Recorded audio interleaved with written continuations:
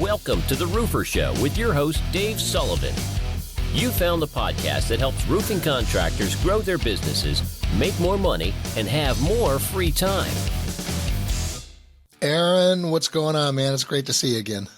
Not much, Dave. Great to be back with you and the Roofer Show podcast, as always. Been a while. We need to get you back on, and glad you were able to make it, because I've got a lot of questions. Things have changed since the last time we've talked, and I'm going to just fire these off because our coaching clients has a lot of problems going on, really slowing down. So we're going to get some good answers from you. But before we do, most people know you, but for those that don't, can you give us a quick update on what you got going? Yeah, sure. Absolutely. Happy to do that, right? So Aaron Hockel with Alta Vista Strategic Partners. We're a full service marketing company, specialize in working with roofers. We also work with a lot of other trade contractors, but people rely on us to help them build and execute marketing plans online, email, SEO, social, right? Really kind of building a comprehensive strategy to help them accomplish their goals, right? So roofers need leads. If you're a roofer, you need leads. We will help you build a plan to get those leads. Been doing it 13 years, about 500 customers around the country. So, yeah, you guys have really grown in your business, haven't you? How many people you got over there now? We have 57 people. Wow. Good for you. Fun fact, that means we get to have the same regulations that they apply to Amazon or OSHA or whatever it is, right? That's right. Yeah. Alta Vista, and you think Alta Vista, you think Amazon when it comes to what the government says we have to do now. It's crazy to me. Right. Well, great. Anyway, Yeah. Well, I know that you've got some great contractors working with you. I've known some of these guys for years, and they've stayed with you, and love it, kicking ass for them, and those guys are really growing. So, let's just get into it. I've got some questions. I'm just going to fire these things off for you, and we're going to get some answers, because everybody's kind of wondering what to do. This is you would know better than I, but this is a different time. Things have really changed and really have slowed down in the past, couple of years, where before, you didn't have to do much of anything. You didn't have to do any marketing. There were so many jobs. Everybody's booked up for, 2-3 months. It was pretty easy. And I always talk about, as a roofing contractor for 30 years, I've gone through some ups and downs, a couple of recessions and so forth. And most of our listeners, they haven't been in business for more than 10 years. So all they know is party, party, party. Well, yeah. It's coming into the hangover, I think, now. So What do you see going on? Give us a little update on what you see in the market. Yeah, so look, we're hearing from our customers that things are definitely not what they were. I have 2 clients that both have essentially came out and they said, hey, we grew pretty fast. Our goal for 24, and even some of them are looking 25, to say, if we can maintain what we did in 2023, that's our goal. Hey, let's grow 25%. That's not the goal right now, right? If you did 5 million, the goal is 5 million again, not 6 million, right? You know what I mean? So keeping those realistic expectations and kind of understanding that things are coming in a little bit, very important. But so our customers are seeing it across the board. Residential roofing, commercial roofing, other trades as well too, right? Everything has definitely slowed down. An interesting thing that I will point out is, yes, while the economy was on fire, and depending on who you ask, we're in a recession, we're not in a recession. An interesting thing that we've observed is that search volumes around roof replacement and roofers and doing new siding, and this extends into new kitchens and patios and backyards and things like that. Those search volumes spiked way, way high, starting really in June or July, I'll say, of 2020. And they remained at record heights in terms of how many people every month are looking for roofers on Google. Record volumes that stayed up on this kind of elevated number all through the last 2.5, 3 years, call it. And we're now seeing those numbers are coming back to earth, right? So it's evidence that, there are fewer people looking, right? Today than there were 6 months, 12 months, 18 months ago, right? So it's not made up. It's not just one business.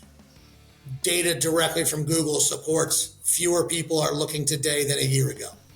Yeah, definitely. coming out of COVID, we redid our kitchen, a couple of bathrooms, put a new roof on, did all this work, as did so many of my friends. And we've already done it all now. So it's like, okay, well, we got that done. Yep. We're not doing any more work. And what I'm hearing is not only have leads slowed down, but the quotes that are out on the street, much harder to get people to pull the trigger. They're just more tighter with holding on to their money.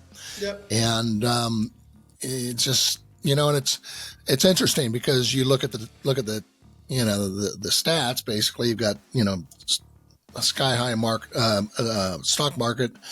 So everybody's 401k is kicking ass.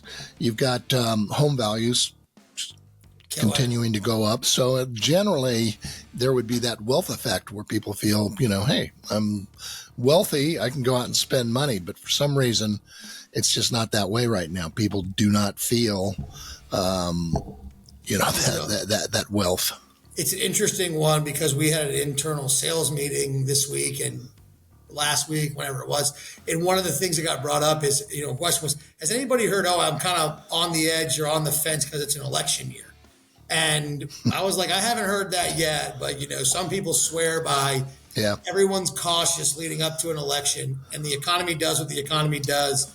Doesn't matter who's going to win, but it's like, the economy is going to go the way it kind of goes. It's like some of the sentiment, but it was just an interesting point of people hold on to an election year because there's just this, I don't know what's going to happen kind of mentality out there. So just another one that we're hearing about. It's kind of counterintuitive. I don't know, counterintuitive, but like to your point is stock market record high, 401k doing well, home value up, what's going on? I think part of it is so many people already did it. Exactly. And nobody's moving, because interest rates now, everybody's got these low interest loans.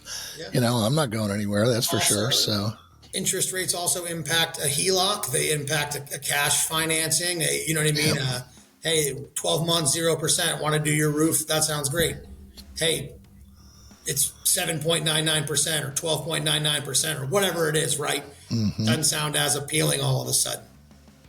There are a lot of my clients, prospects, they can't get qualified now all of a sudden because of the rates have gone up. So financing has become, a big problem. So, and unfortunately, what happens is everybody starts dropping their shorts, and bringing their prices down. So it's a race to the bottom. I mean, it's practically a free fall.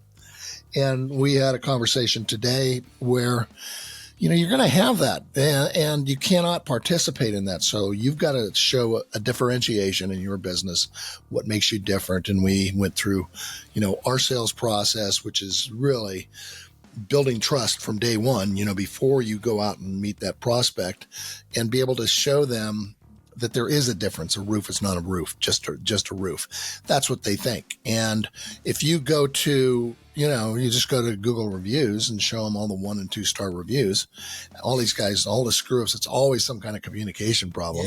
They don't show up, they tear your roof off and they split with your money. And you need to get this across in your sales process to owners that, hey, there is a difference and there's a real risk by going with some of these low-cost contractors because they ain't going to be in business for very long. Yeah, and especially the guy that started, let's say maybe he lost his gig in COVID and he said, I'm going to start my own thing, or he split off, or, whatever it is.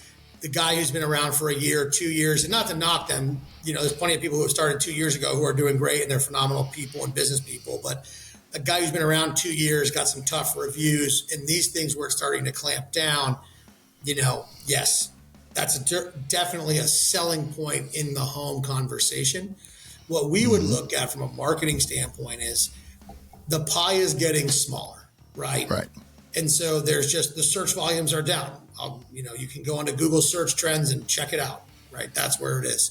And every piece of that pie is becoming more expensive and more valuable to every roofing business, right? So as you get those phone calls and you get those leads, understanding the value, the importance, and putting them on there. As things are getting tougher, it's, people always cut marketing. or slow down on this, or cut that. Well, it's like, hey, look, if you cut down marketing, you're just only going to limit the opportunities you have to sell. So it's almost like, look, don't cut down on marketing. Treat every lead as being more valuable. Yep. Right? Definitely. And that's a mistake that a lot of contractors make, is this is not the time to cut your marketing. I mean, this is the time to put your, to step on the gas here, because it's much tougher. And also what you said about it's really doing more with less. You've got to take advantage of every one of those leads, man. Those things are valuable. You've got to make sure that you're leveraging those to get not only reviews, but referrals. And, we have a whole process for going into that. And I want to get into that with you here in a minute. But let's start off, because here we are. We're halfway through the year. This is the end of June. And it's time to reevaluate. And this is what we always do is, we want a quarterly review and see what's working, what's not, because you just can't sit there with our head in the sand and use the hope strategy. I hope things go well. That's not a good business strategy. So we've got to be able to pivot, take advantage of changing times, and go out there and dominate. So let's start off with, I guess, really the basics. So if we're going to review our marketing program, so this is what, when we do onboarding for our clients, we're looking, we got to sell work, we've got to do work, and we've got to keep score. And that's our three-legged stool. We have to be solid on all of those, but nothing happens until somebody sells something. So we've got to get those sales, and we don't have anything to sell until we get a lead. So we start off with this, and let's just go through the basics. And I guess that would start off with the website, because I've always said that's really the hub of your marketing, that starts there. So how important is it to have a good website for starters? And what tips do you have for us? Yeah. So, look, website is, at the most basic level, if you're knocking doors, right? And you're going to knock on someone's door and say, I'm Aaron's Roofing. They better be able to Google Aaron's Roofing Baltimore, and you have a website show up. That's right. Kind of major. Do you think about a buying, right? Like, that's major red flag number one. And, for a younger company, having a website that is mobile friendly, works on a phone, super important. Evaluate everything of how it looks on a phone, right? It's easy to make a website look really pretty on a big monitor or a laptop, but, on a phone is where most people access it. Right. And then, it depends on how you're investing into it from a base level.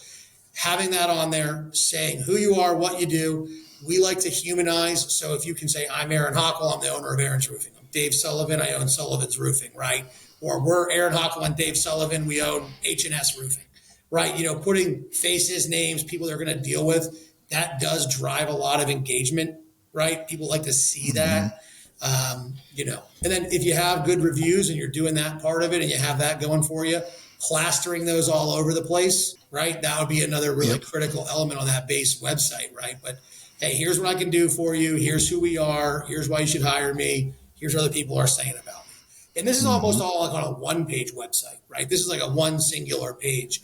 As you start to build one out, interesting stat, and we look at this through the Google Analytics of all of our customers, and we have customers that have, 300 blogs and 50 service pages and 20 towns they work. Massive websites.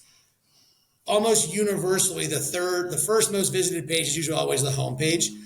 Almost universally, the number 2 page is, any guesses? Do you know? About page. About page. Yep. Right. So it's like, hey, I'm going to build a 2-page who they're dealing with. Mm-hmm. Homepage, about page. Right. So again, critical things that everyone, and that's all trades, commercial, residential, roofing. Definitely. It's universally that about page is so heavily visited. So if you're saying, hey, I'm going to do a 2-page website, do a homepage and an about page. Right. After that, really getting into some of those more like service driven pages, a testimonials page if you want to do it. But, website's crucial. It immediately validates you. It's how you're going to get found online. Interestingly enough, today people always be like, oh, my phone number. I go, Man, people don't remember phone numbers anymore. They just Google Sullivan Roofing. It pops up. They click to the website. They click call. It's like, it's a little bit different. So that website is the linchpin of really everything you're going to do. And, and not to forget, use that door knocking example, but you put a wrap on your truck. You put a yard sign out there. Even when Aaron refers his neighbor Dave to a roofer, Dave isn't going to remember the name and number. Dave's going to remember, he's not going to remember, call Billy. He's going to just search XYZ roofing and let it pop up on the internet. So it's really foundational to everything, obviously. Mm-hmm. Right. And that branding that you mentioned is so important, is the consistency. And, the homepage, first place they're going to come. And you've got about 3 seconds to have them say, I'm in the right spot. Okay, this is what I'm looking for. So it better be clear and simple. And I mean, you look at Apple websites, it's so clean and simple, very clear what they do. And this is really what you need. And then the goal is to get them to go to the next page and the next page and the next page, and get them to go deeper into your site where you're building that trust. And as you say, with the about, but not only in the about page, but throughout, is having that personal feel. I mean, you're the owner. You better get up there and tell a story and show who you are. Here are the guys that are going to be working on your roof. You put up these stock photos. Everybody knows that they're not real. I mean, that doesn't tell you anything. It's terrible. I will tell you. So we have clients that do websites with stock, without stock. It is what it is. Universal, the investment in hiring a photographer for half a day to take some nice pictures at your offices, nice pictures of 1 or 2 trucks, whatever it is, go to 1 or 2 job sites. It is just astronomical, exponential, the improvement, right? It just looks so much better and cleaner and authentic and genuine. And people do sense all that.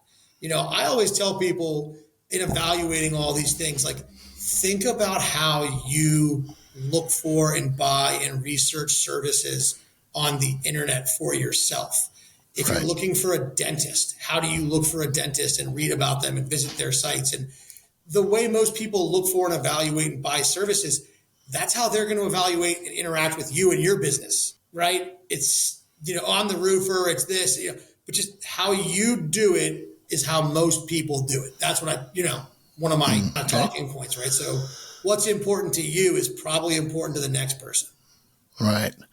Okay. So we've got our about page dialed in. We've got our good, attractive hook on our homepage. How important are city pages, building those out, on our service pages? And what we see all the time is that the back end is so screwed up that Google doesn't even know you exist. Yeah. So I would say service pages are important, especially if you do a number of different things, right? So let's take a residential roofer. It's all they do is residential. Services, they hit it and it drops down and it's got 20 things. Too much. You're talking too loud. Roof replacement, roof repair, roof storm damage, claims. 3 things that you need. Really, you can get more in depth on this, really straightforward. I'm sure a lot of listeners and people you even work with are they also do exteriors, where they also do siding and windows and doors and gutters. That's a very common kind of bundle, right? If you're going to do all those things and you're going to market all those things, don't overemphasize the importance of them. I have all these roofers that want to talk about windows. And I'm like, guys, that's the worst, most brutal area of marketing on the internet. It's brutal, right? Let's focus on what you do really well. 90% of my business is residential re-roof. Okay. Yeah, let's make sure we have that front and center. That's what we really care about, right? And so from an SEO perspective, having a page all about roof repair, important if you want to show up for roof repairs. Roof storm damage, same thing. Roof, right? You know what I mean? Those service pages do become really important for that. The location pages are a very interesting topic of conversation. I I think the days, will they still show up in Google? Yes. Can they rank very well? Yes. Can the SEO work for them? Yes. They need to be done well, and they need to be done in such a manner that it's not just, here's a list of 50 cities on a page and each one's a link and each one goes to a page that's the same about the same roofing services, and just the city is different, right? So I think there's still value in them and doing that. At a minimum, we would say a service area page. Oh, where do these guys work? Click the service area. Yep, I work in your backyard, Mrs. Jones. Okay, great. Check the box. Right? That would be another page to consider there too. Yeah, I have a client that's kind of off beat, but I'm thinking about this. I'm not really sure what we should do, but he, let's say he's got XYZ. This is his company that he's had. He purchased this other company, call it ABC, and both of them have pretty good rankings, in a big city, LA, kind of half of this, half of that. What do we do on that? I mean, should we merge these two and just go one and then consolidate all our juice on one? Do we set up, do we just stick with the two companies? Yeah. I mean, it's a little outside of what we're talking about. Yeah, no, it's a great question, though. It's one we do encounter more and more. People are buying businesses and merging and this and that. And or you have a construction business and you're spinning off a roofing business. Right? Mm-hmm. I mean, I'm just saying, right? There's a lot of scenarios where this comes up. First and foremost, get someone to evaluate this and tell you, here are the keywords, here's the real traffic, here's the real SEO benefit, to make sure there really is a word, it's real, right? Mm-hmm. We'll assume that it is for this conversation. Both of these guys are getting 3,000, 4,000 plus organic hits a month, right? 2,000, a healthy traffic. Mm-hmm. They rank for some good keywords. You're not just going to turn one off and dump all of that into the other. So if they're both doing 2,000, you don't just say, oh yeah, just, hey, Google, send these 2,000 over here to get and take this one to 4,000, this one to 0. It doesn't work like that. So, you have to evaluate what's the traffic really carefully. In some instances, keeping both alive makes sense if they are strong brands, well-known, good traffic. The downside is that you're then investing, you need 2 SEO strategies. Right. You need theoretically 2 Facebook and 2 this and 2 that, right? So, there's the answer is different in every scenario, right? And you really look at the numbers. What I would also share is SEO does go away. So it's a moving thing. Oh, I was getting all this traffic. Now I'm not. Right. Guys who've been doing this a long time, they hear about these algorithm updates, and some of them say, Google screwed me over and I lost all my keywords, right?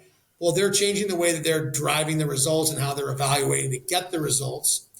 And so if you stop SEO over here, it does fade away over time. And so what we would say, if you're going to consolidate brands, you don't just turn the website off. You don't just do this. You just let it sit, and over time, it will naturally go. And then you put all your resources into the one you're going to go with in the long term. Mm-hmm, mm-hmm. Right. How important is SEO today? I mean, the most. Is it? Okay. I don't know. Some people say SEO's dead. Well, yeah. Okay. So, yeah, I don't know. Someone look up the stat really fast on, I wish we had a statistician like they do on the radio, right? On the sports radio, where they can say, hey, someone look up this. Right? Someone look up how many Google searches there are a day in the United States, and then tell me it's gone away, right? Search is evolving a little bit, right? You're seeing AI results pop in. People might do more voice, do this, but it's how people find everything nowadays. I think that the reviews are equally, and I think that the reviews tie into the SEO, but I think having that great reputation and those great reviews is a really powerful tool. And Google's even using those now to influence SEO, where, hey, a business that has 500 reviews and they have a 4.8 rating, well, that's the business we should probably show. I go back to my base explanation of SEO, longtime listeners. This is probably not the first time you've heard this, Dave, you're included. Google put everyone out of business for one reason. You go there, you type something in, they give the best answer, right? So it's all about how do we become the best answer to the question, right? You see what I'm saying? And so Yep. they say a business with 500 reviews and 4.9 stars and everything's built out and pictures and this and that, they're going to show up. You know what I mean? It's interesting on that topic of, is SEO dead? So Google just got kind of hacked or leaked or something. I can't remember exactly if it was a hack or a leak. If those are the same things, my bad. But it came out and all these things were, in there. And it was like, well, all these ranking factors and signals and things that they had previously kind of come up with, right? And it says, things like how good is the quality of the content, right? How well known is the business? How much time are people spending on site? How many pages? How are they interacting? And they're evaluating all of these things to determine SEO, right? The best answer will be someone who has a great site that comes up, whatever they say in the page title gets a click. When that person clicks, they spend some time, they read the time on site, they don't, right? But the idea of SEO is dead or going away is just, Yeah. Go find a pizza restaurant in a new town. Right. Right. And even when they recommend pizza near me, but even when they recommend Sullivan's Pizza, guess how you're finding it? Directions, Google Map, directions, Sullivan Pizza. Right. So how about content? Is blogging important? So it remains very important for a number of reasons. It is about, is a great way to provide information and resources. And so as we look at SEO as a broader topic, there's really some buckets of SEO. Informational is a bucket, a keyword bucket, right? So informational keywords, what's the best brand of roofing shingle? That's somebody, that's an informational question. How long do shingles last, right? All these things. What's interesting is that Google, with so much emphasis on locality, would you like to share your location? Let Google know where you're searching from. All those results shift. And so even if you're asking that question, they're going to pop up different things. So blogs are first and foremost an outstanding way to provide information to your audience. I'll also make good things to share on social media and an email newsletter across the board. They're a really great way to put keywords and content onto your website in a meaningful and relevant way. You know what I'm saying? So we don't, we can just add information. The thing is that, so AI can now really develop and build a lot of blogs for you. That's what everyone's saying. Oh, ChatGPT, write me a 3,000 word blog on the best asphalt roof shingles. Okay, go write that one, put it on your website. It's not going to really gain you much traction. The traction comes from knowing how to the technical structure of it, how to build links to your site, and then really how to kind of, build the content in a way that's also has a good user experience, where when somebody comes there, that article, that blog it's readable, it's digestible, it presents the right way. Right. You see what I'm saying? So still a crucial part of the SEO story. But the utility has changed a little bit. Is that right? Makes sense? Okay. Yep. What about backlinks? So Google in the leak just kind of came out and said, yes, backlinks still very important. One of the things that Google had kind of said for a while was that we don't give like authority scores and ranks to sites in terms of ranking preference. And basically this leak just said they were lying. And so the idea that links help build authority, when a number of links point to a site and say this is a great site, this is a good reference, this is a good location. What are we doing? We're building confidence that this is a good resource. Let's take GAF as a good example, right? So their shingles, asphalt shingles, I don't know, you can tell me the model, but I'm going to say GAF shingles, right? How many websites out there linked to GAF talking about shingles, warranties on shingles, how are shingles made, what goes into shingles and the granules, right? Well, over time, all those links that are linking back to that content and that information source basically tell Google, hey, questions about shingles, GAF is a really good resource. Certainty, good resource. Owens Corning, good resource, right? And so that's why you'll see those sort of things show up. But Google is applying these metrics of authority and recognition of the overall scale of the site. So they're basically ranking, and they're basically saying, The website for Sullivan Roofing is a trusted, high authority, good resource for information on roofing. Hockel website, not so good. Hockel's Roofing doesn't get that same score and recognition. Okay, so here we are. We're spending all this money like so many of my guys, and they're just getting scammed. They're not getting squat out of it. And, it's just, they just don't, because they don't understand it. One, it's, they don't really dig into it. Yep. What kind of things should we be looking for? And I know that you guys are obviously awesome business. What do you guys do for reporting, letting people know and working with the client? Yeah, that's a great question. Leads would be a good answer here, right? And I'm serious about that.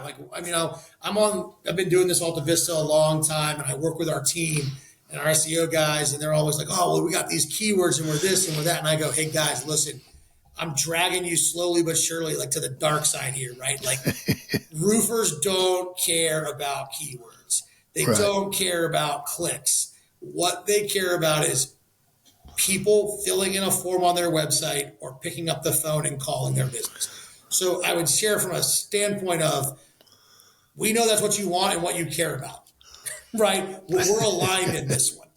There can be challenges in making that happen. It doesn't always happen. It's not always perfect, but we want the same thing that you guys want. Not, oh, we got all these visitors, but nobody converted, right?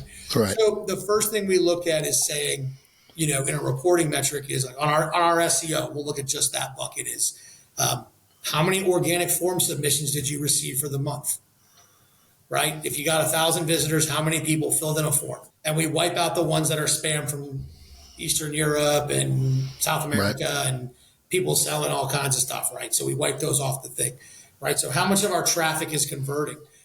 We can also track how many people are organically finding our site and calling our business. Google likes to make life difficult for marketers, so they're actually taking away a really powerful metric off Google Business reporting. It'll be done at end of July. So your Google Business page, they used to have a little call button on there, right? Everyone knows what I'm talking about. Mm-hmm. They're removing the reporting on the call button at the end of July. It was a rapid change. They released this in May. It's ending in July. We think this is a compliance issue for some sort of international, maybe a European law, something in the EU. I don't know. Mm-hmm. But it's really fast that Google to take something away. But so, again, how many calls came off your Google profile? We have some solutions we're working on to kind of continue tracking that. But so we do look at it. So from a reporting standpoint, you're evaluating an SEO agency. Great. On your reporting, will you tell me how many organic forms were submitted on my website? Yes or no? Will you tell me how many organic phone calls came off my website? Yes or no? Will you tell me, the business pane and those business rankings and map rankings, huge part of SEO, right? Because people just look it up and they don't even scroll past it. It's just 502 reviews, 4.9 stars. Oh, I've heard of Sullivan Roofing before. They sponsor the high school scoreboard. I'm going to call that guy, right? Or I see his trucks around town. Boom, right there, call. Well, we're looking at how are we tracking all that? Those are the core things that matter. So from a reporting standpoint, ask those questions. The layer below that is we would start any SEO evaluation by saying, here's a baseline. Here's the authority score that, our software we use, and we're a partner with a publicly traded software called SEMrush. We're a premier partner, and we're partnered with them. Well, what's their baseline on your authority score? How many keywords do you have today? What are those keywords? Right now, what's the progress? And then obviously what was the overall growth in website traffic? But we're very much lead oriented. How many forms got filled out? How many calls got made? And then all the supporting things. Are we adding keywords? Are they the right keywords? And how are they going? Right. So we've tried to build our reporting on roofers hate complex reports. Something simple, easy, big numbers. Right. Ours is exactly live dashboard. Here you go. We're really proud of it. That's why I'm talking about it. We took us forever to build. Awesome. All right. GMB page or whatever the hell it's called now. Yeah. So how important is it and how do we optimize it and improve it? Yeah. Okay. Extremely important. Massively important. It's a free tool. It's going to get you visibility, right? So you got to get in there, own it, claim it, verify it. And, just verify it. Setting up phantom locations and post boxes, PO boxes and things, you're only going to get away with it for so long. So go in there, claim your page, get it verified, get that check and own it. From there, what's important? Get some pictures on there. Google will allow you to add services and categories. And we have a company that does more of a home remodeling business, general contractor. They'll build a custom home. I want to say for services listed on their profile, we have listed over 100 unique services they can provide, because they can provide painting, they can provide foundations, they can provide trim, drywall, doors, windows. You know what I mean? You start to think about everything that goes into building a home. They can, in theory, provide all of those things in a remodel. And then we have a 200 plus word description unique about each of those 100 plus services. So what I'm getting at is you can put an astronomical amount of information in there. A roofer probably does not need that much, but I'm just going with it. Give it everything it's asking for. Crucial. It is also where you manage your reviews and respond to reviews. It'll provide you with the link to get those reviews. So fully optimizing and building it out the right way is really important. They do give you a little profile strength indicator icon on there.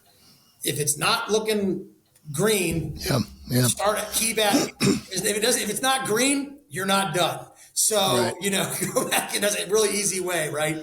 They're telling you profile strength, go in there. Add your categories, add your hours. And then important, add pictures over time. Right. You know what I mean? And they don't have to be professionals. They can be phone, company cam, right? Just grab one and go. And then the other thing too that's cool is Google loves information and updates and things like that. So they have these updates that you can publish through there as well too. Go in there, and if you hire John Doe to be your sales manager, add his picture, publish a little update. Right? Sullivan Roofing is excited to add John Doe as the new sales manager or project manager or crew leader or whatever it is, right? But adding little content and information through there, really important.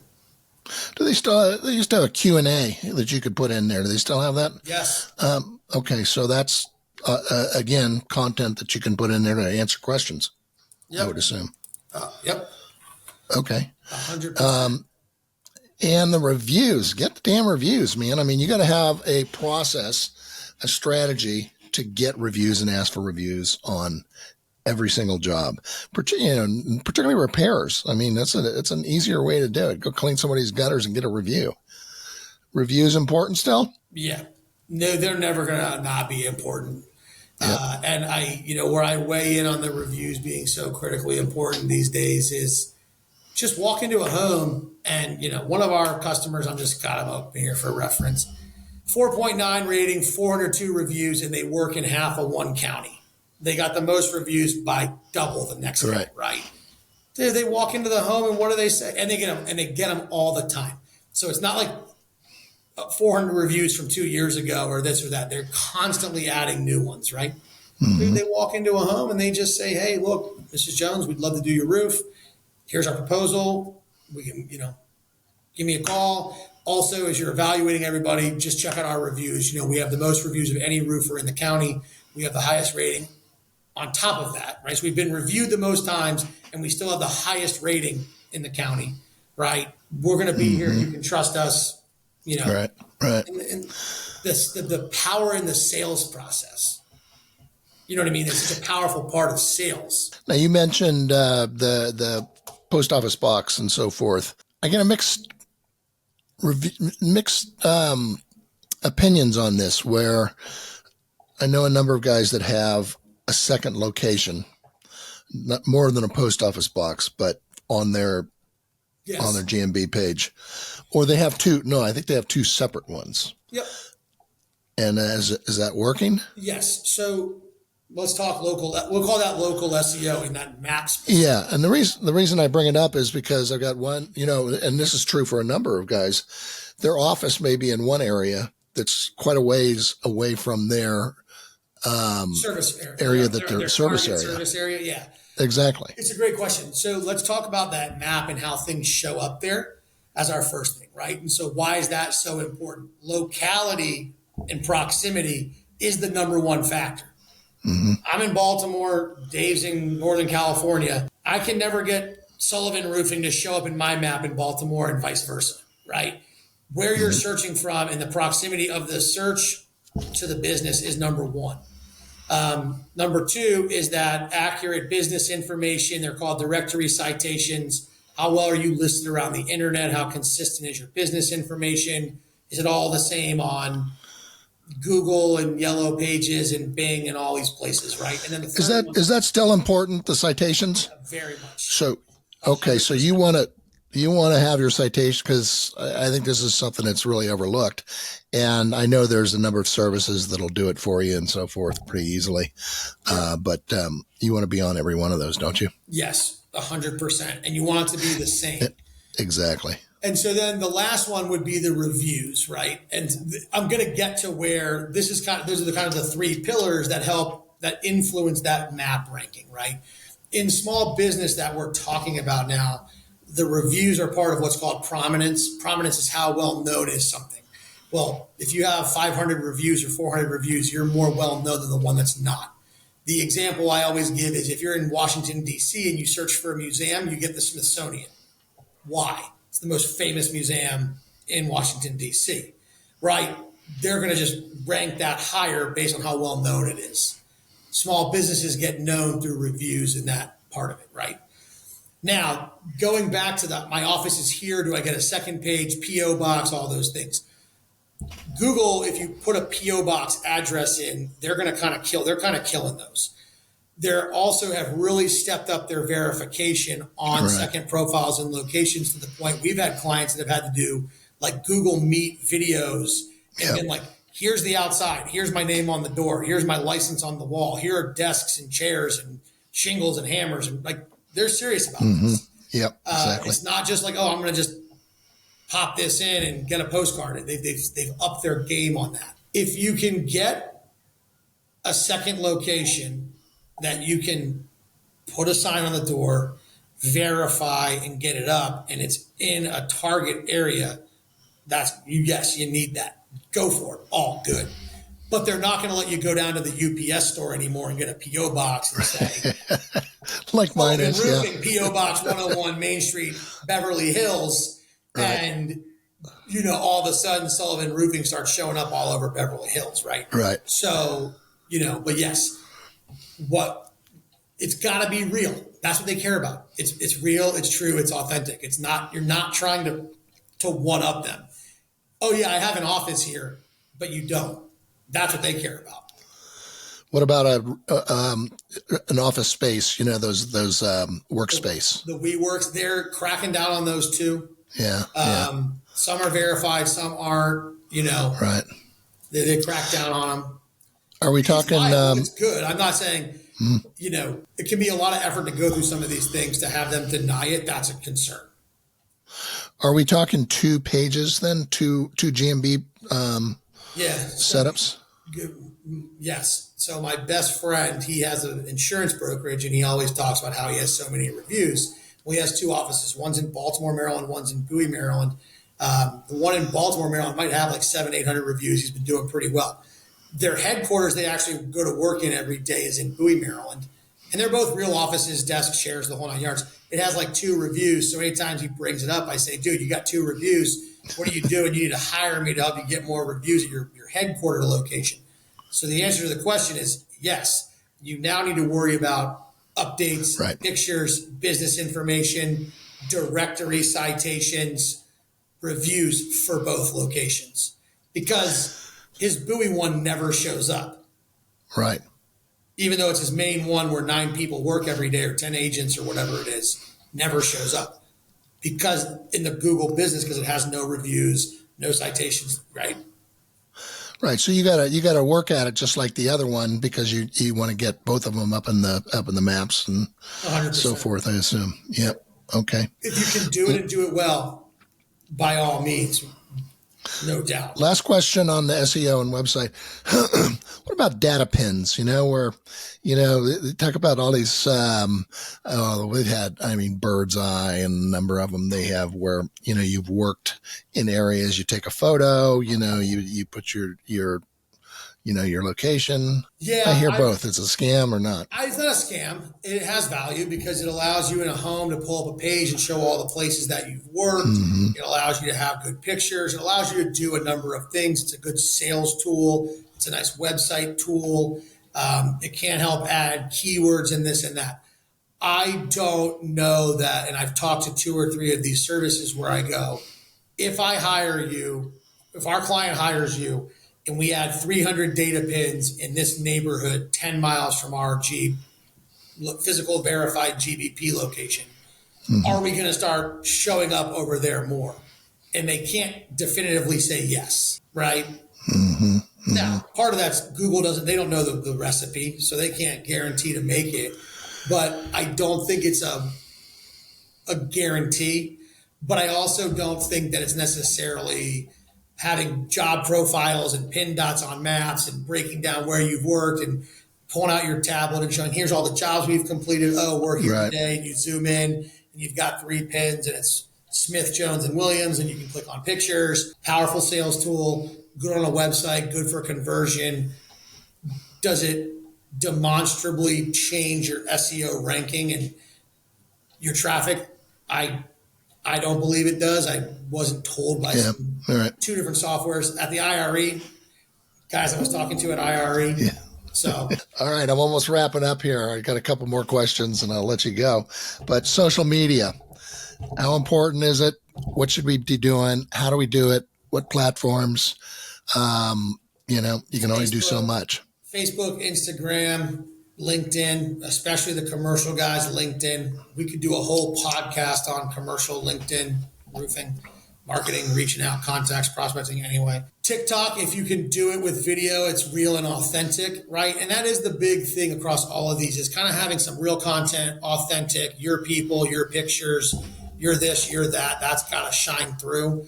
I personally think of them as being supporting spots where someone goes and checks out your social media, or they tag you, or you get recommended.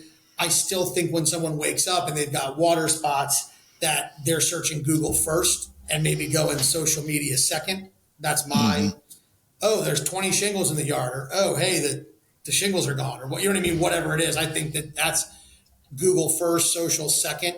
So I personally think it's very much a supporting thing, a validity, a trust. You can run ads on Meta, Facebook, Instagram to generate inquiries, right? Incentives, reading, long things, sign up for this. We're doing 20 free homes, demos. I mean, we know all the ways to chop them up. What we find is those are so far up the funnel, right? Because they're just filling in a thing to learn about an incentive or to see if they qualify for a program. I'm just walking you through things, right? That you can generate a lot of leads, but it's also about leads that turn into appointments, that turn into estimates, that turn into jobs, right? So where you're bringing them in the funnel, Mrs. Jones wakes up, she's got a 25-year-old home, never done the roof. She's got water all over her attic, wet insulation. She searches Google, she finds me, she calls me. I'll take that call, right? Mrs. Jones is on Facebook to look at pictures of her kids or her niece or whoever, right? And she's scrolling through and it says, attention homeowners, we have a great offer on roofing. And it kind of engages them to open the ad and read more through. And, she hits a button and it auto fills her information and she hits submit, it disappears and she goes back to scrolling through. Well, the funnel, right? Right. They're very different places. So is it worth for the small contractor looking to get leads any way they can? Is it worth spending the time of posting on Facebook, on Instagram? And if so, how often and what? Yeah. To answer the first part, I would need to know what they're doing it instead of. I have 50 hours in the week to work. Right. I'm going to take 2 hours to do this social. What 2 hours are you taking out? That would just be an important.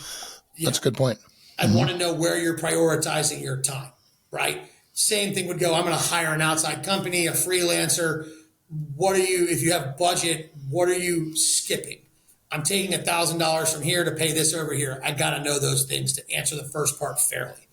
I'm going to go to the second part to say, yes, it is worth it, right? Is, they have time. They're not killing the wrong activity. Again, it's Facebook, Instagram, TikTok if you're going to do the videos and do them correctly. LinkedIn if you're commercial. Pictures, short videos, selfie videos, all good things, right? Explainer videos. If you can get, Sullivan Roofing finishes a job with Nancy Jones and they can get a short video of Nancy saying, hey, this is Nancy. I just did a great video, a great roof with Sullivan Roofing. Highly recommend. All those things are awesome, right? Just posting stock images. No. Right. It's got to be real. It's got to be authentic. A couple times a week.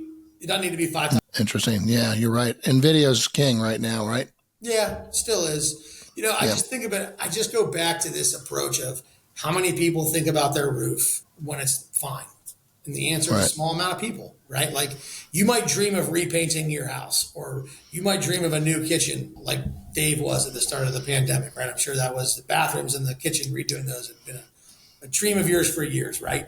And so what I'm going is you're on the internet and you're looking and you're scrolling Instagram. Maybe you're going to go down a wormhole of checking out all these different bathrooms and kitchen designs and this and that. I'm just talking out loud.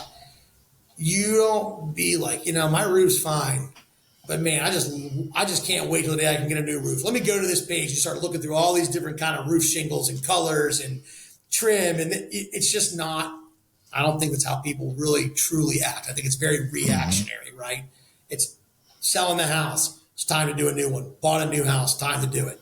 Leaking, problem, react, right? So that goes back to the first part of if you're going to invest time into this, where are you taking that time from?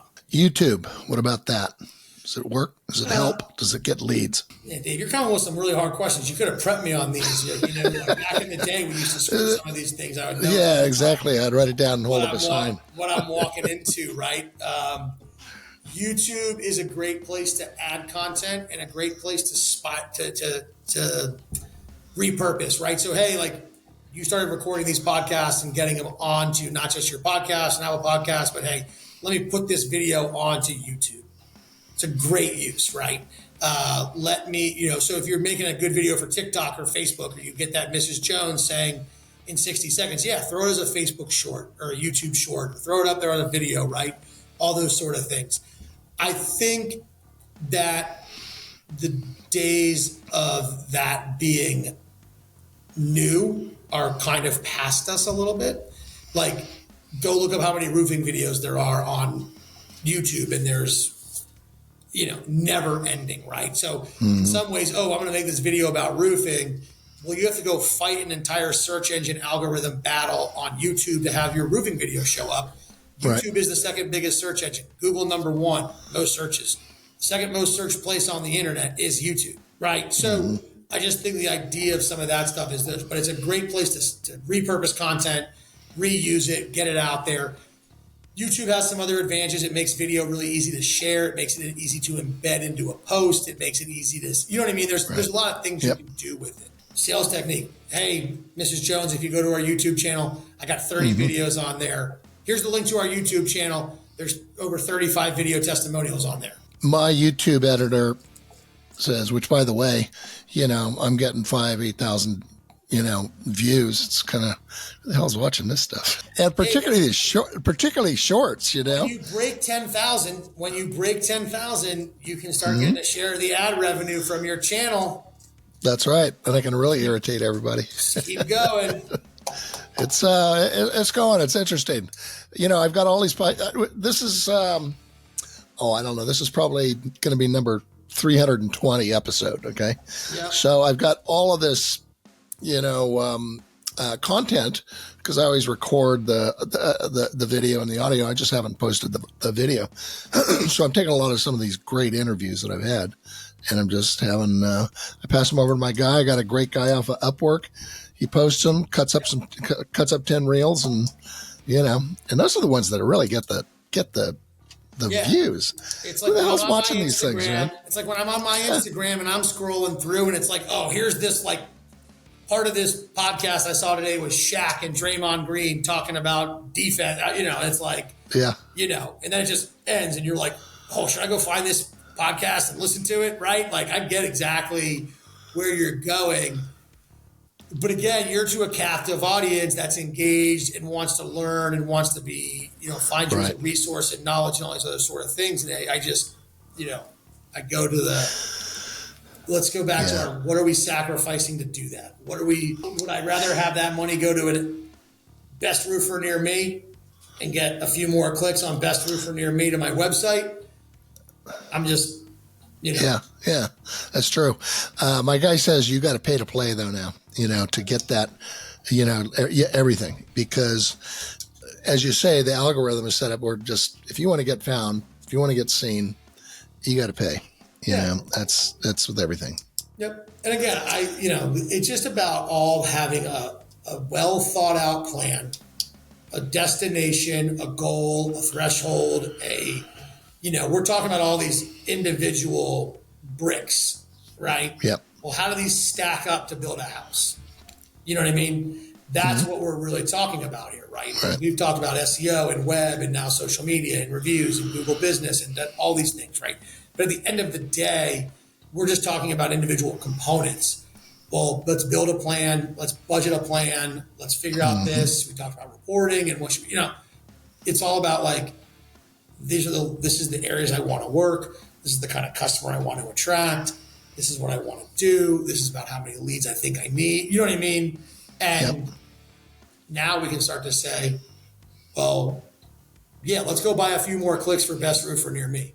Or, hey, we're going to open this second GBP and we're going to pay $400 a month and $500 a month in rent to have a dumpy old little flex trailer, little flex space here with a garage bay to anchor a GBP. And then we're going to use some local you know what I mean? Or should we put that behind YouTube shorts that are going out to everybody around the country? Like, your business is different than the local roofer, Okay, last question. I'm gonna let you go here. We did a show a long time ago about Nextdoor and how and how well it was working, optimized and so forth. How do those things work now? Nextdoor, Facebook, groups, local groups. I think that I still get things on my Nextdoor. Do I think that their traction really died? I think they were coming out hot. They had a lot of momentum. Is there still validity to be on there, to have a good profile on there? Do people use it? Yes, I'm sure. I'm behind on that one. But it would be on my radar more if it had continued its rise to when we did that episode, right? It came out hot and was really, a big thing. Right. And it's kind of gone away. House would be another one. You hear about all these things and they're just, I don't know. Right. So I think that they're not the traction on them is, while it might still be there, it's gone down. Facebook groups are a really interesting one. There's a local one to us where these local moms started a moms group. They've got 30,000 members. It's heavily moderated. They have a newsletter. They allow sponsors. They do, all kinds of stuff. And it's like, there are people in there and they're asking for reviews and they're asking for, recommend a roofer, recommend a plumber. My kid has chicken pox. What do I do? It's a huge everything. I think being in those community groups and engaging in them and monitoring them and having a pulse on them that are sizable and have some traction is a place to still be and to still play, because it's very community centric. It's very local level, right? So I think that is more so a place I would look at versus. Okay. Again. Okay. Really last question, because we talked about this. You and I were talking with a client together, and we talk about how many leads you need for your business and so forth, and running these numbers. So you start off with, let's say, here's our sales that we're looking for. Let's just say $100,000 in sales we're looking for. Okay, a month. We need our average. Let's say a month. Yeah.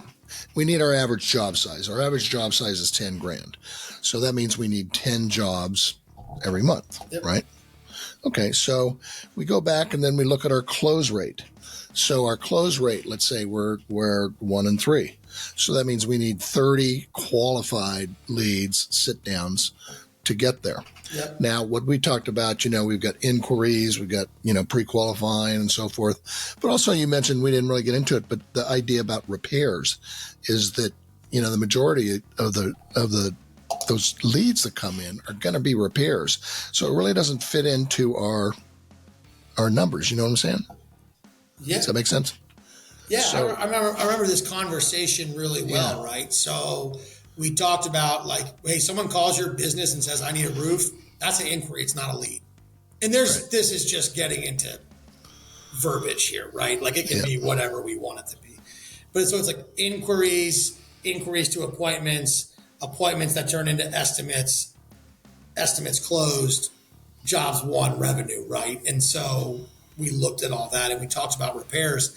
And, I mentioned I probably have some clients that hate repairs and I have others that love them. And I don't know if that's where you're going with this, but partially, yeah. We talk about that, right? And it's also the, 100 inquiries about repairs, well, we're going to need a lot more than 100 repair inquiries if the average repair is $2,000 or $500 to get to that 100, right? So siloing those out, valuing the leads differently. How do we assign value to a lead and a conversion for a repair versus a replacement? There's also that mystery bucket of best roofer near me, my favorite one, because what are they looking for? We don't know.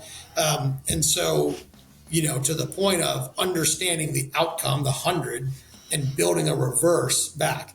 And then always assume there's a little spoilage in there too, right? Like you think you closed 1 out of 3 and you really closed 1 out of 3.5. You know what I mean? I'm just saying it kind of goes in there. I don't know if that's what you were looking for, but I do have my it is, but we've got it because if we're going to set a budget, let's say we're going to do 5% of our sales, perhaps, and for marketing and program that we're talking about, we're going to need a certain amount of leads, and we got to come up with that number, I would assume is somehow how you do this and try to figure out how the hell to, what the strategy is going to be. Oh, so, yeah. Yeah, right. I missed the question. I'm sorry. Well, I'm obviously confused with the question too, but we're trying to get down to, that you really need you need a lot of inquiries and you need a lot of leads and we got to generate a lot of stuff. Oh yeah. For most of these companies. And it's just. Yeah. The one thing we always talk about on repairs, people who are like, I don't like repairs this, then the next problem's on me, right? The beauty of repair is this. Talk to the person, right? So I need a repair. What happened? My kid launched a football and knocked off 2 shingles. My house is 6 months old. Yeah. Right? That could be a repair. Hey, that's not for me. Okay. Hey, I need to repair my roof. Why? Oh, well, we lost some shingles. Oh, how old's the house? How long have you lived there? Have you ever replaced the roof? Right? Well, now all of a sudden someone's calling in with a 25-year-old roof and they need a repair. I would also think on the repair front for a lot of people, hey, we'd love to come out. We'd love to give you an estimate. We'd love to talk about it. Is there storm damage? Is there an insurance opportunity, right? We haven't even talked about any of that, that end of the industry, right? Which is a whole beast in and of itself. But where we operate with a lot of our customers are non-storm areas, right? There's parts of the country where everything is 99% storm, no retail. That's not where we live. We have a client. California, man. There's no storms here. No storms, right? Well, we have a client that was able around fires and floods, wind and rain and the occasional snow and this and that. They're like about 60% of the roofs that we submit, are getting approved for at least something, right? At least something, because we can get up there and we know what to look for. We bring the adjuster out and we do our thing, right? And another whole other area. The point is that you don't know what's going to come from the lead.